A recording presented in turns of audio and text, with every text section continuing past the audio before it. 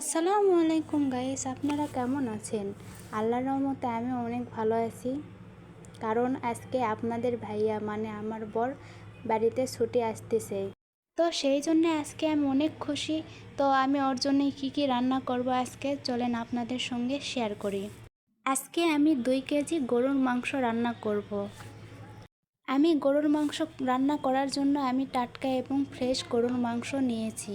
প্রথমে আমি গরুর মাংসগুলোতে গুঁড়ামরিচ দিলাম পরিমাণ মতো, দিয়ে হলুদ দিলাম পরিমাণ মতো, লবণ দিলাম স্বাদ মতো, দিয়ে এখানে আমি পেঁয়াজ কুচি দিলাম, দিয়ে কাঁচামরিচ কুচি দিলাম, দিয়ে আদা রসুন বাটা, তেজপাতা দিলাম, দারুচিনি দিলাম, 3টা কালো এলাচ দিলাম, 4টা সাদা এলাচ দিলাম, দিয়ে পরিমাণ মতো আবারও তেল দিলাম, দিয়ে হাত দিয়ে ভালোভাবে মেখে নিচ্ছি। আজকে আমি আপনাদের সঙ্গে শেয়ার করব সবথেকে সহজ উপায়ে গরুর মাংস কিভাবে রান্না করতে হয়। আমি ভালোভাবে হাত দিয়ে গরুর মাংস মেখে নিচ্ছি, কারণ মাখার উপরই গরুর মাংস রান্নার স্বাদ হয়। তারপর আবারও একটু তেল দিলাম। আমি আজকে সয়াবিন তেল দিয়ে গরুর মাংস রান্না করতেছি।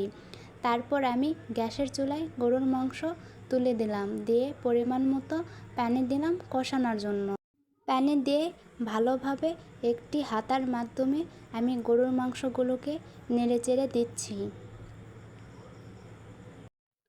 গরুর মাংস মাখানোর পরে এরকম কালার এসেছে, তাহলে রান্নার পর কীরকম কালার আসবে এবং খাইতেই না কীরকম মজা লাগবে, তাই না?